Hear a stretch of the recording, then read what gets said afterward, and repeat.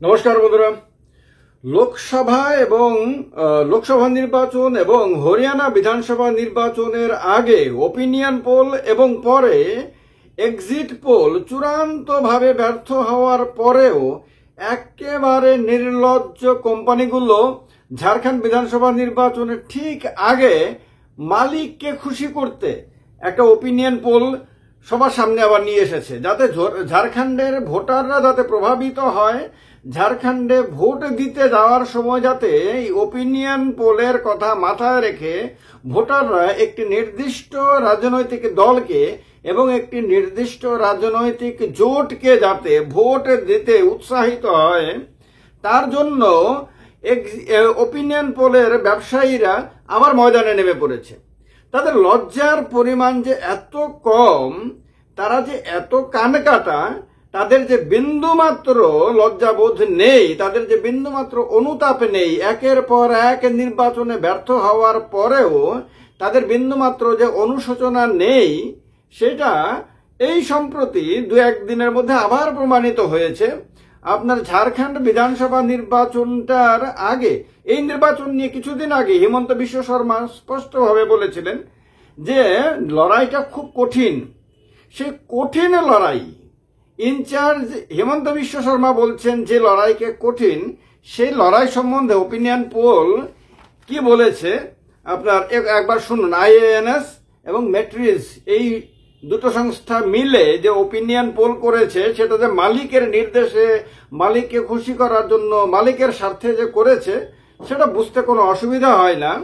বলেছে ঝাড়খণ্ডে আপনার 6% ভোট বাড়বে ঝাড়খণ্ডে। আর এনডিএ লোকসভাতে পেয়েছিল 47%, 47.22%, আর সিট তার 3টি কমে গেছিল।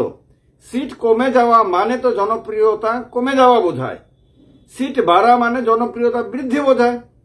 তো সুতরাং সিট যেখানে কমে গেছিল, জনপ্রিয়তা যেখানে কমে গেছিল, সেখানে মাত্র কয়েক মাসের ব্যবধানে এই এনডিএ জোটের ভোট কত বাড়বে? 6% বেড়ে 53% হবে বলছে IANS আর মেট্রিজের ওপিনিয়ন পোল সার্ভে। তারা বলছে যে 45 থেকে 50টা আসন নিয়ে সেখানে আপনার বিজেপি নেতৃত্বাধীন এনডিএ সরকার হবে। আর বলছে তখন একদম মাথা টাথা ঘুরিয়ে, চোখ টোক মানে কখনো চোখ ফুলিয়ে দেয়, কখনো চোখ ঘোরায়, কি করে আর কি, মানে একবার এরকম করছে, একবার ওই রকম করছে। আর এইগুলো দেখে দেখে সামনের এই যে অ্যাঙ্কার, এবিপি নিউজের অ্যাঙ্কার যখন এরকম চোখ টোক মাথা টাথা ঘুরিয়ে পুরো শরীর দিয়ে বোঝানোর চেষ্টা করছে যে তিনি যা বলছেন এইবারটা ঠিক হবে, এর আগের মানে কথাগুলি তো মাথায় আছে ওনার, এইবারের কথাগুলি অন্তত পক্ষে ঠিক হবে, এইটা বোঝানোর জন্য একদম পুরো কায়দা টায়দা করছেন। তখন ওনার সামনে যে ক্যামেরাম্যান আছে, স্টুডিওর ব্যাপারটা তো সবাই জানেন না আপনারা, আমি তো স্টুডিওতে দীর্ঘদিন আপনার প্রোগ্রাম পরিচালনা করেছি।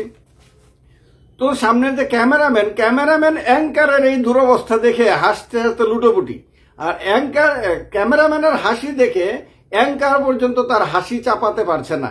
এই যে কথাগুলো বলছে মালিককে খুশি করার জন্য, বিশেষ কাউকে দাবানোর জন্য আর বিশেষ কাউকে উৎসাহিত করার জন্য, এই যে কথাগুলো বলছে সাংবাদিকতার জন্য এত লজ্জাজনক বিষয় আর কি, এবং সংবাদ মাধ্যম, সংবাদ জগৎকে মানে এত নিচে নামিয়ে দেওয়ার মতো বিষয় যে মানে ক্যামেরাম্যান পর্যন্ত লজ্জা পাচ্ছে। আর ক্যামেরাম্যানের লজ্জা দেখে অ্যাঙ্কারের পর্যন্ত লজ্জা হচ্ছে। আপনারা দেখবেন একবার, এবিপি নিউজের কথাই আপনাদেরকে বলছি, যে আপনারা একবার দেখে নেবেন, ইউটিউবে তো ভিডিওটা আছে। অ্যাঙ্কারের হাসি, ক্যামেরাম্যানের হাসি তো আপনারা দেখতে পারবেন না, ক্যামেরাম্যানকে যেহেতু ক্যামেরাতে দেখা যায় না, তিনি ক্যামেরার পেছনে থাকেন। অ্যাঙ্কার যে মানে লজ্জিত হয়ে যে হাসি চেপে রাখতে পারছেন না, সেটা আপনারা স্পষ্টভাবে দেখতে পারবেন। তো এখন কথা হলো, বলছে ঝাড়খণ্ডে যাতে যখন ভোট দিতে যাবে ঝাড়খণ্ডের মানুষ, তখন যাতে প্রভাবিত হয় আর কি, এটাই তো মূল মালিকের ইচ্ছা। এটা বলতে গিয়ে তারা 6% ভোট বাড়িয়ে দিয়েছে মাত্র কয়েক মাসের ব্যবধানে। বলেছে 45 থেকে 50টা। আর যারা ক্ষমতায় আছে আপনার JMM এর নেতৃত্বে যে ইন্ডিয়া জোটের ভোট 11%-এর মতো কমে যাবে। মাত্র কয়েক মাসের ব্যবধানে লোকসভা নির্বাচনে তারা 39% মতো ভোট পেয়েছিল।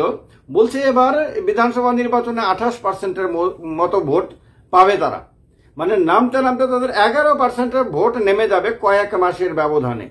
তো এই যে এই ধরনের মানে এরা, আমি বুঝি না যে নয়ডা ভিত্তিক যে টিভি চ্যানেলগুলো আর ওই যে উত্তর ভারতীয় যে কোম্পানিগুলো যারা সমগ্র ভারতবর্ষের মানুষের মাথাটাকে ঝালাপালা করে দিচ্ছে নানান ধরনের তাদের ব্যবসায়িক কুবুদ্ধি দিয়ে আর কি, সেই কুবুদ্ধিগুলো তারা ঠিক মতো সাজাতে পারে না। এগুলোকেও একটু বিজ্ঞানসম্মত, এগুলিকেও একটু মনোবৈজ্ঞানিক দিক থেকে একটু সঠিক করার চেষ্টা তারা করে না। তারা মনে করে তারা দিল্লিতে বসে যা বলবে সারা ভারতবর্ষের মানুষ তা গোগ্রাসে গিলতে বাধ্য। সারা ভারতবর্ষের মানুষকে তারা কোন দৃষ্টিতে দেখে এ নিয়ে আমার সন্দেহ রয়েছে, নাহলে এরকম ভাবে বলতে পারে না। এখন কথা হলো, যদি এটা হয় এরকম ভাবে রেজাল্ট হয়, এটা অস্বাভাবিক না? হরিয়ানার রেজাল্ট নিয়ে সারা ভারতবর্ষের মানুষ সন্দেহ করছে না? হরিয়ানার ইলেকশনের আগে থেকে মানে রেজাল্ট আউটের সকালবেলা পর্যন্ত মানুষের যে মোটিভ দেখা গেছিল তার সঙ্গে তো রেজাল্টটা মেলেনি। তো এবারেও যদি ঝাড়খণ্ডে যদি এরকমটা কিছু হয় তাহলে মানুষ সন্দেহ করবে না? যেখানে বিজেপির নেতা আসামের মুখ্যমন্ত্রী হেমন্ত বিশ্ব শর্মা বলছেন লড়াইটা কঠিন, সে কঠিন লড়াইয়ে 6% ভোট বাড়ে কি? 6% ভোট বৃদ্ধি পাওয়ার মতন যদি পরিস্থিতি হয় তাহলে তো অসাধারণ তুফান আছে বিজেপির পক্ষে, এনডিএর পক্ষে। তাহলে তো বিশাল সুইং করছে বিজেপির পক্ষে। তাহলে তো হেমন্ত বিশ্ব শর্মা বলার কথা যে আমরা দুর্দান্ত অবস্থাতে আছি, কোনো লড়াই নেই, আমাদের বিরোধীরা আমাদের প্রতিপক্ষ সাংঘাতিকভাবে কুপকাত হবে, কারণ তাদের 11% ভোট কমে যাচ্ছে যেখানে, সেখানে তো বোঝা যাচ্ছে যে গত কয়েক মাস ধরে সেখানে বিশাল সরকার বিরোধী এন্টি এস্টাবলিশমেন্ট হাওয়া বইছে। তো এতে বোঝা যায় সন্দেহ করার 100% কারণ রয়েছে। এটা কোনো রাজনৈতিক দলের দীর্ঘমেয়াদী স্বার্থ রক্ষা করতে পারে না। এতে সাধারণ মানুষ যারা দেখেন এই বিষয়গুলো, শোনেন, বোঝেন, তারা যে চিন্তা করেন এটা ওরা বোধহয় মানে ওদের কাণ্ড জ্ঞান বোধহয় ওরা হারিয়ে ফেলেছেন, যার ফলে ওরা আর বুঝতে পারছেন না যে সাধারণ মানুষ যে বোঝার ক্ষমতা রাখে, সাধারণ মানুষের কাছে যে এগুলি দৃষ্টিকটু এবং এর পেছনে যে কোনো রাজনৈতিক না শুধু ব্যবসায়িক বদ উদ্দেশ্য থাকে, এটা তো কোনো সৎ উদ্দেশ্য বলা যাবে না, বদ উদ্দেশ্য থাকে, এগুলি যে সাধারণ মানুষ বুঝতে পারেন এটা ওদের মাথাতে খেলে না। তার কারণে এই কিছুদিন ক্ষমতার অহংকারে, ক্ষমতার মদে-মত্ত হয়ে এই সমস্ত খেলা করার পরে যখন মুখ থুবড়ে পড়ে তখন দিক বিদিক জ্ঞান শূন্য হয়ে যায়। এইরকম একটা অবস্থা। মহারাষ্ট্র সম্বন্ধে কি বলেছে দেখেন। মহারাষ্ট্র সম্বন্ধে আপনাদেরকে বলে নিই, মহারাষ্ট্রে লোকসভা নির্বাচনে বিজেপি নেতৃত্বাধীন এনডিএ জোট 43%-এর মতো ভোট পেয়েছিল, 43%। আর আসন পেয়েছিল 17টা। এবার ভাবেন, মাথায় রাখবেন, 17টা সিট পেয়েছিল 48টা সিটের মধ্যে, আর ভোট পেয়েছিল 42.73%। আমি এটাকে 43%-এর মতন বলছি। মহাবিকাশ আঘাড়ি মানে ইন্ডিয়া জোট, কংগ্রেসের নেতৃত্বাধীন, তারা পেয়েছিল 43.71%, মানে 44%-এর মতো ভোট, আর আসন পেয়েছিল 30। বিজেপি নেতৃত্বাধীন এনডিএ জোট পেয়েছিল 17 আর কংগ্রেস নেতৃত্বাধীন ইন্ডিয়া জোট পেয়েছিল 30।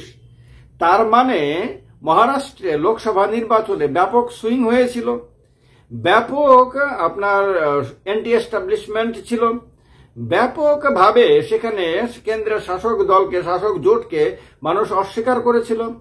এরপরে মাত্র কয়েক মাসের ব্যবধানে এখন কি বলছে দেখেন, বলছে 42.73% থেকে এই এনডিএ জোটের মানে মহায়ুতি বা এনডিএ জোটের ভোট বেড়ে আপনার কত হবে, 47% হবে। ভাবা যায়, যার মানে ডাউন হচ্ছে, যার সাংঘাতিকভাবে জনপ্রিয়তা যে হারিয়েছে কয়েক মাস আগে, তার ভোট বেড়ে যাবে কত পার্সেন্ট, আপনার 4%-এর মতন ভোট বেড়ে যাবে। তার মানে তো তার পক্ষে তো তুফান চলছে, সেখানে জ্বর বইছে। তাহলে কিন্তু কোনো মিডিয়া তো তা বলছে না, মানে বাস্তব অবস্থা তো তা বোঝাচ্ছে না। তাহলে এটা কি হিসাব দিচ্ছে? আর বলছে মহাবিকাশ আঘাড়ি মানে ইন্ডিয়া জোট, সে তার পাবে 41%। 44% থেকে সে নেমে 41%-এ চলে যাবে। তার মানে কি পেছনে কোনো বদ উদ্দেশ্য, ইভিএম ডিভিএম এর কোনো খেলা ঝাড়খণ্ড এবং মহারাষ্ট্রে চলছে? তার জন্য সেইটাকে পরে যাতে তারা এস্টাবলিশ করতে পারে, তার জন্য এরকম চাতুকারদের দিয়ে এরকম কোন একটা ওপিনিয়ন পোল মানুষের সামনে এনে রাখলো, পরে বলতে পারবে যে আমরা মানে ওপিনিয়ন পোলে তো এরকম দেখিয়েছিল, সুতরাং যা রেজাল্ট হয়েছে তা অস্বাভাবিক কিছু না। এটা কি এইরকম কোনো খেলা? তার মানে নির্বাচনে কি আরো কোনো ছেলে খেলা হওয়া সম্ভব? হরিয়ানাতে যেরকমটা হয়েছে বলে বারবার অভিযোগ উঠেছে, সেই রকম কোন ছেলে খেলা, শিল্পকলা, শিল্পচর্চা কি মহারাষ্ট্র এবং ঝাড়খণ্ড বিধানসভা নির্বাচনে হওয়ার সম্ভাবনা রয়েছে?